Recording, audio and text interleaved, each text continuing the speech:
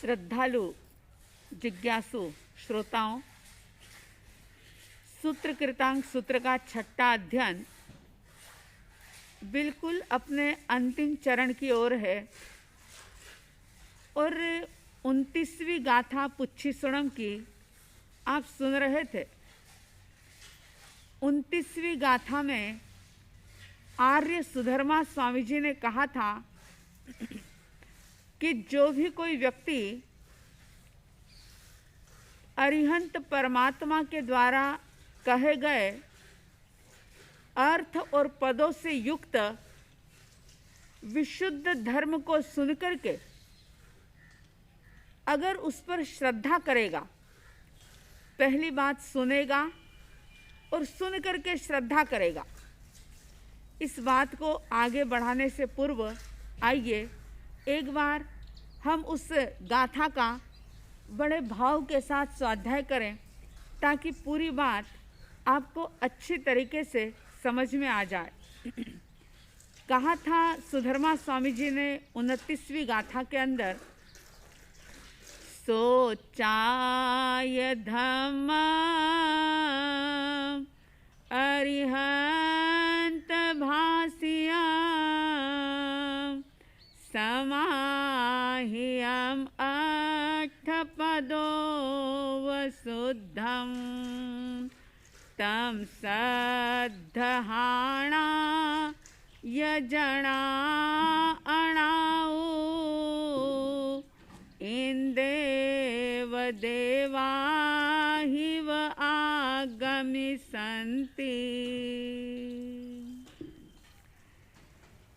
इसमें कहा गया कि जो भी कोई सोचाय धम्मम अरिहंत भाष्यम्, अरिहंत परमात्मा के द्वारा भाषित धर्म जो कैसा है, अठ पदों व शुद्धम, अर्थ और पदों से युक्त ऐसे विशुद्ध धर्म को सोचा यानी कि सुन करके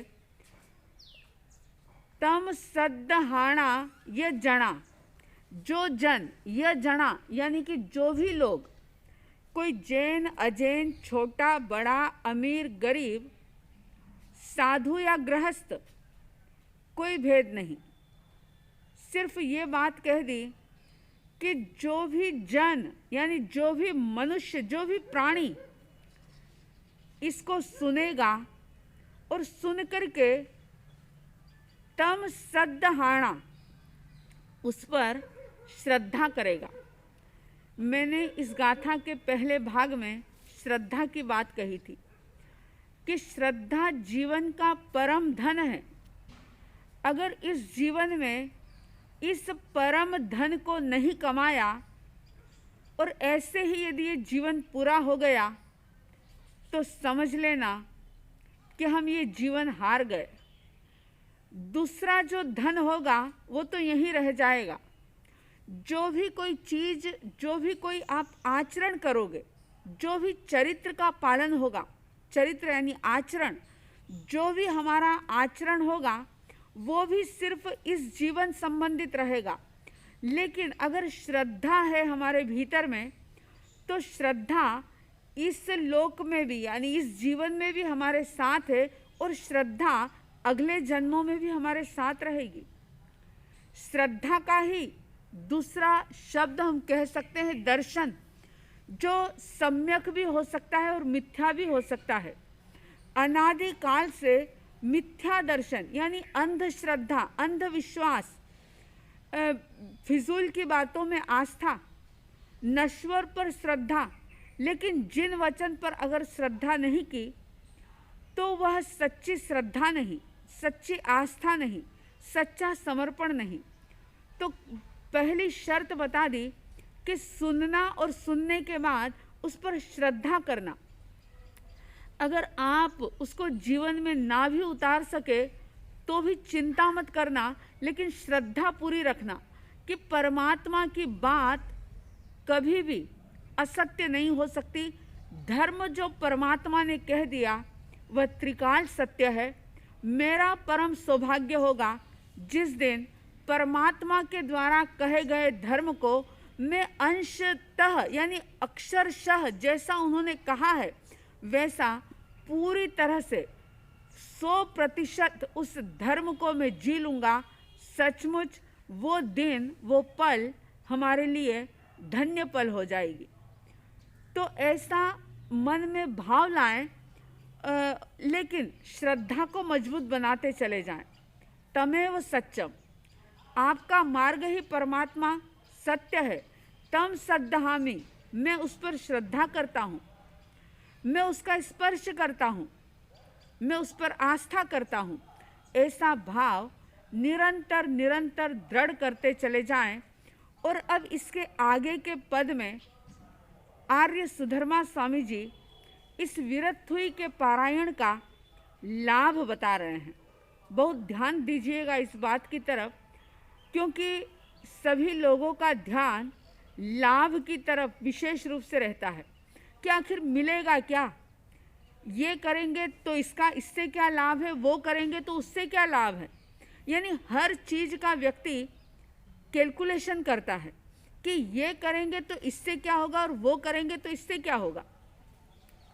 ध्यान रहे, बहुत अद्भुत लाभ इस विरथुई का आर्य सुधर्मा स्वामी जी बता रहे हैं कि तम सद्दहाणा य जणा अणाऊ, कि वह व्यक्ति जो इस परमात्मा के द्वारा कथित धर्म पर आस्था करेगा, श्रद्धा करेगा और उसको उसके प्रति दृढ़ समर्पण भाव रखेगा, दृढ़ श्रद्धा करेगा, तो वह व्यक्ति अणाऊ, अनायुषी हो जाएगा, आयुष्य से रहित हो जाएगा। सामान्य लोग ये बात सुनकर के चौंक जाएंगे। सामान्य लोग ये बात सुनकर के ये सोचेंगे कि अरे ये क्या लाभ है, ये कोई लाभ नहीं। लेकिन सचमुच देखा जाए तो अनायुषी होना बहुत बड़ा लाभ है, आयुष्य से रहित हो जाना।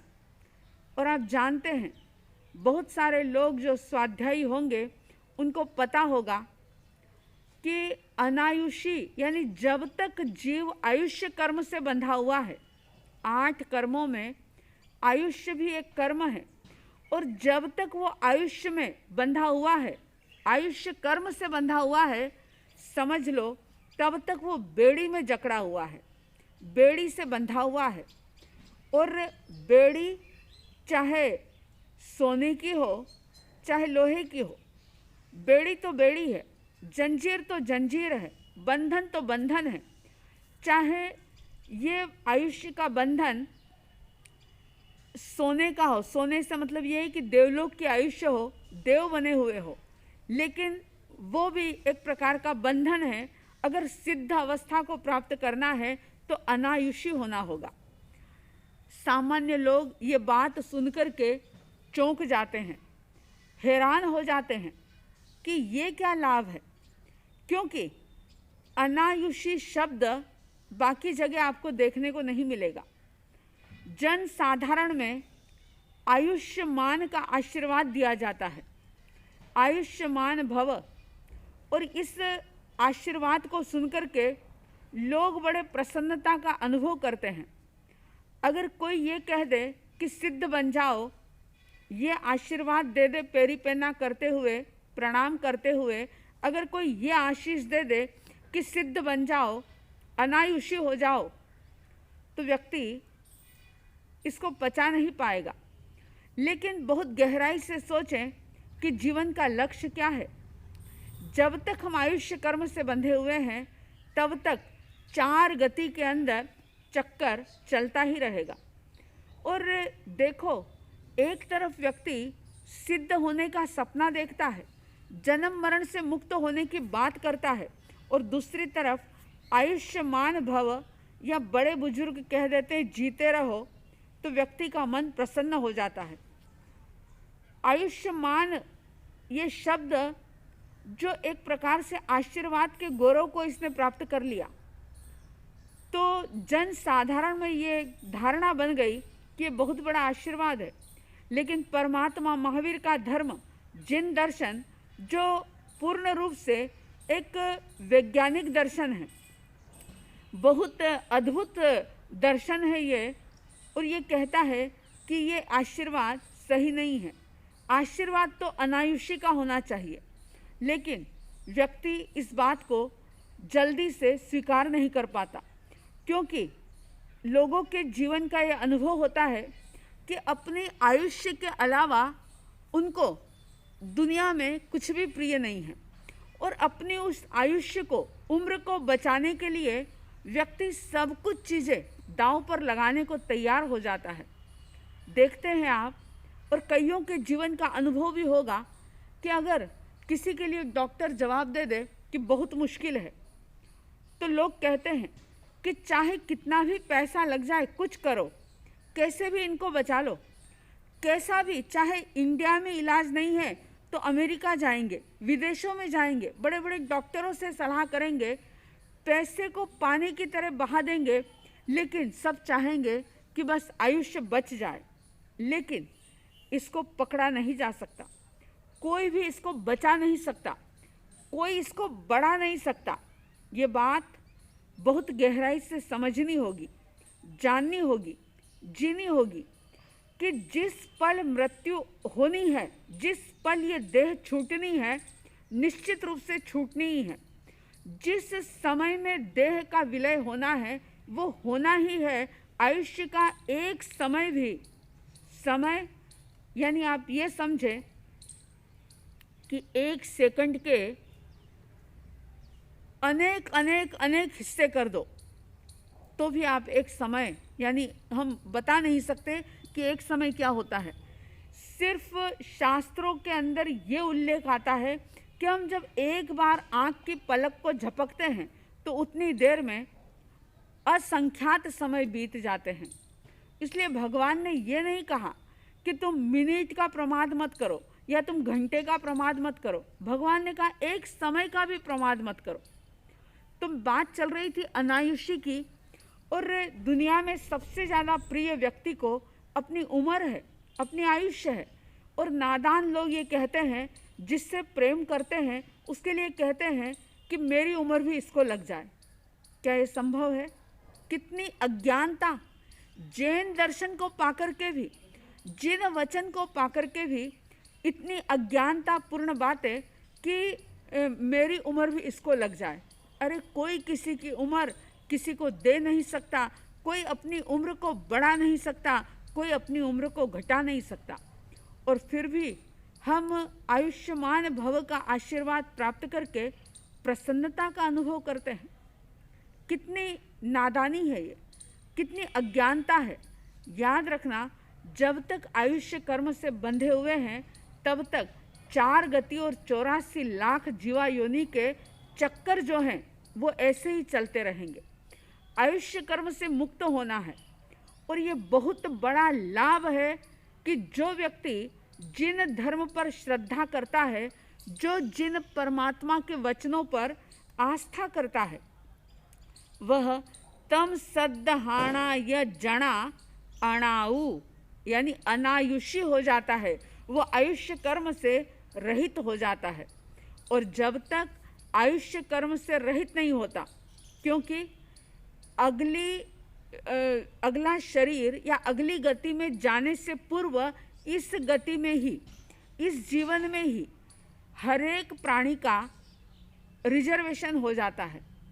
ये देह छोड़ने के पहले सीट रिजर्व हो जाती है, आरक्षित हो जाती है। और अनायुषी होने का ये लाभ ये है कि व्यक्ति जब सिद्ध बनता है तभी वह, यानी अगले का आयुष्य बंध नहीं करेगा, तो समझ लो कि उसका ये लास्ट भव होगा और वो सिद्ध हो जाएगा। तो अनायुषी तम सद्दहाणा या जणा अणाऊ यानी वो अनायुषी हो जाता है।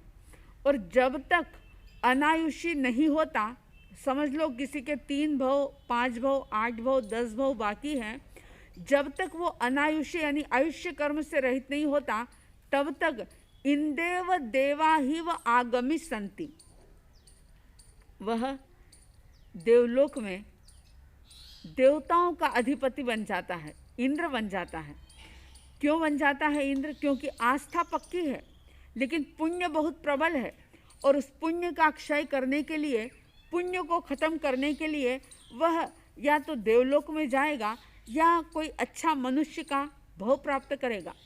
तो बता रहे हैं कि तम सद्दहाणा य जणा अणाऊ इंदेव देवा ही व आगमी संति, यानी कि जब तक वो सिद्ध नहीं बनता, जब तक वो अनायुषी नहीं होता, यानी आयुष्य कर्म से रहित नहीं होता, तब तक वह इंद्र बनता है। देवलोक की वैभव को, देवलोक के भोग विलासों को वह भोगता है, लेकिन उनमें आसक्त नहीं होता, क्योंकि सत्य का ज्ञान हो चुका होता है, आस्था दृढ़ हो चुकी होती है और ज़्यादा से ज़्यादा अपना समय जो है वह जिनवाणी के मंथन में, चिंतन में, अनुप्रेक्षा में वो समय बीतता है। तो बड़ा ही एक अद्भुत लाभ इसका बताया है।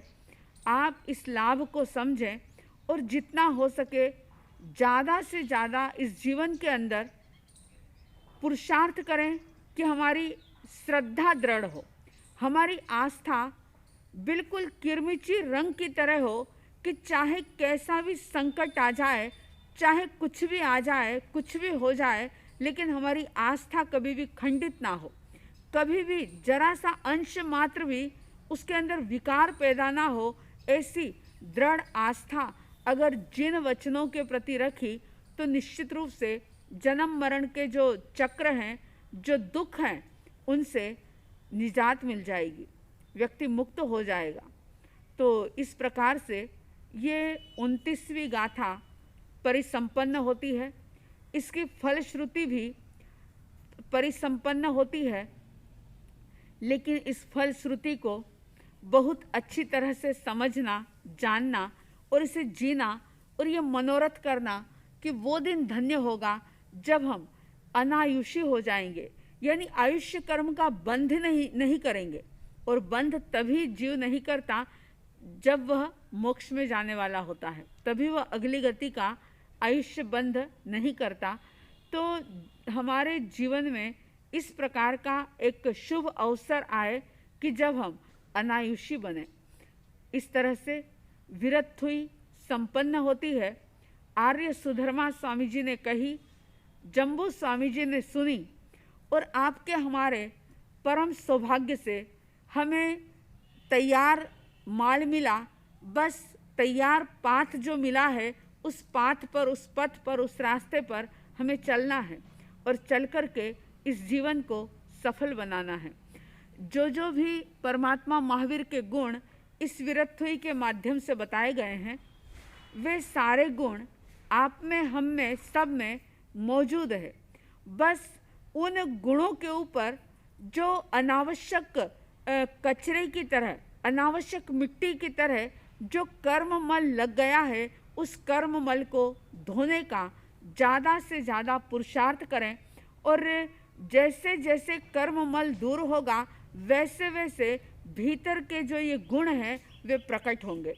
तो मैं ये शुभ भावना करती हूँ कि आप में, हम में, सब में वे जो गुण बीज रूप में हैं, वे वृक्ष बने, अंकुरित हो, पल्लवित हो, पुष्पित हो और वे वट वृक्ष की तरह बढ़ते रहें और हम भी अनायुषी बन कर के सिद्ध पद को प्राप्त करें। आप भी अनायुषी बन कर के सिद्ध पद को प्राप्त करें। इस प्रकार से मैं साध्वी द्वय की तरफ से हार्दिक हार्दिक शुभ मंगल कामना करती हूँ और बड़ी ही आस्था के साथ, बड़ी श्रद्धा के साथ परमात्मा महावीर स्वामी जी का स्मरण करते हुए उनको वंदन करती हूँ। और इसके साथ ही आर्य सुधर्मा स्वामी जी, जिनके प्रति रोम रोम से कृतज्ञता ज्ञापित करती हूँ, जम्बू स्वामी जी के प्रति अनंत अनंत कृतज्ञता का भाव ज्ञापित करती हूँ कि अगर जम्बू स्वामी जी जिज्ञासु नहीं होते तो शायद ये विरत्थुई आज हमारे सामने नहीं होती। तो सुधर्मा स्वामी जी का, जम्बू स्वामी जी का, दोनों का अहोभाव के साथ कृतज्ञता ज्ञापित करते हुए परमात्मा महावीर स्वामी जी को वंदन, नमन इन शब्दों के साथ जिनका परम पावन चरित जल निधि समान अपार है। जिनके गुणों के कथन में गणधर न पावे पार है। बस वीतराग विज्ञान ही जिनके कथन का सार है। उन सर्वदर्शी सन्मति को वंदना शतबार है। उन सर्वदर्शी सन्मति को वंदना शतबार है। आप सभी धन्यवाद के पात्र हैं जिन्होंने वीरथुई का श्रवण किया। इस पर बार बार चिंतन मनन मंथन करते रहें। मंथन करेंगे तो अवश्य मक्खन प्राप्त होगा। मैं हृदय से मिच्छामि दुक्कडम करती हूँ। अगर जिन वाणी के विरुद्ध कुछ भी कहने में आया हो तो परमात्मा की साक्षी से बारंबार मिच्छामि दुक्कडम। जो कुछ भी मैंने आप लोगों को कहा है वो सारा जिन वाणी के अनुसार ही कहा है। हो सकता है अल्पज्ञता के कारण से कुछ गलती हुई हो तो मैं बारंबार ये कहूँगी कि जो भी गलती हुई हो वो मेरी अपनी अज्ञानता के कारण से है। लेकिन जो भी ज्ञान है वो गुरुओं का दिया हुआ ज्ञान है और उसमें किसी भी प्रकार की कोई अविनय आशातना हुई हो तो मैं बारंबार मिच्छामि दुक्कडम मिच्छामि दुक्कडम मिच्छामि दुक्कडम करते हुए इस वीरथुई का समापन करती हूँ। इन्हीं शब्दों के साथ जय प्रभु महावीर, जय गुरु आनंद।